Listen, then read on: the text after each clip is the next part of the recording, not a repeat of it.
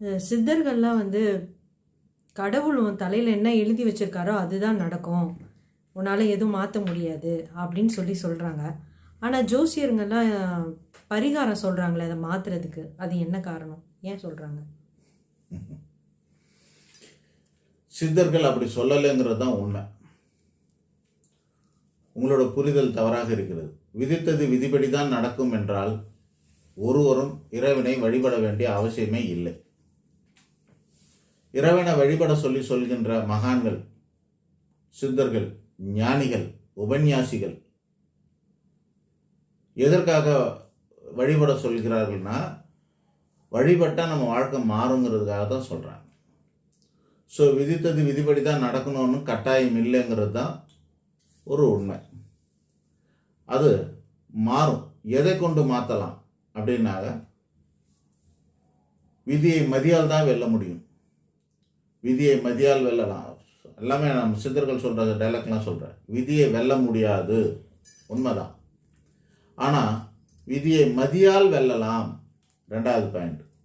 மூணாவது பாயிண்ட்டு, மதி மயங்கும் தன்மை கொண்டது, பலவீனமானதும் கூட.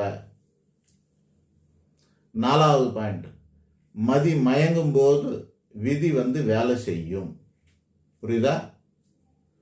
முதல்ல விதியை வெல்ல முடியாது, ரெண்டாவது விதியை மதியால் வெல்லலாம், மூணாவது மதி மயங்கும் தன்மை கொண்டது அல்லது பலவீனமானது,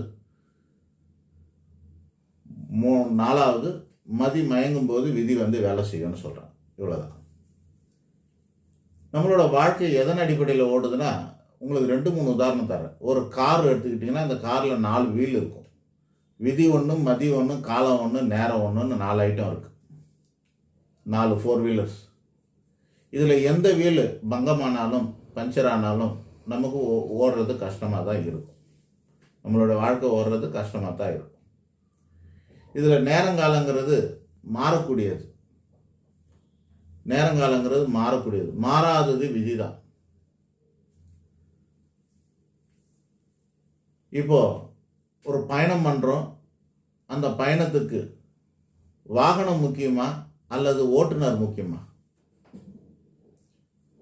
அப்படின்னா, நீங்கள் வாகனம் இருக்குது, ஓட்டுநர் இல்லைன்னா வண்டி ஓடாது. ஓட்டுநர் இருக்கிறாரு, வாகனம் இல்லைன்னாலும் ஓட்ட முடியாது. ஸோ அப்போ என்ன பண்ணலாம் அப்படின்னா, ஓட்டுநருங்கிறது தாங்க மதி, டிரைவர் தான் மதி.